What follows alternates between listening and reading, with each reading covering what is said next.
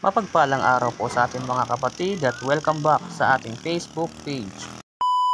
Yo, what's up mga kapatid? So ayan, tamang lakad kami dito sa Maguyam, sa may bangkal. Tama nga pala si Pogi. Paring Dondon.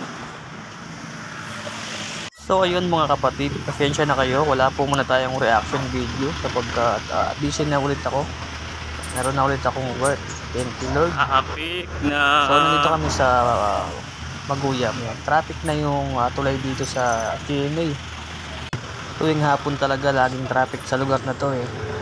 Minsan naabot ng 1 oras hanggang 2 oras, lalo na pag magpapasko.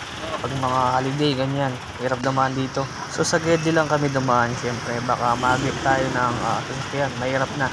Ito yung tulay ng bangkal mga kapatid.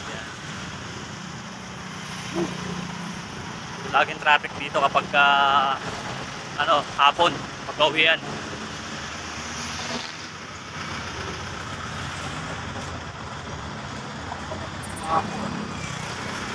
So dyan, marami nang namatay dyan, mga nahulog. Minsan tinatapon.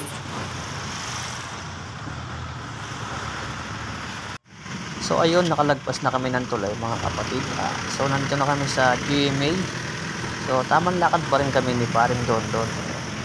So medyo traffic pa rin. Nakikita niyo naman yung mga sasakyan. Sarado na yung Honda. So ayan, medyo padilim na. Pakagat na yung dilim. Kasi sumabay kami sa service, kaya naglalakad kami pupunta dito.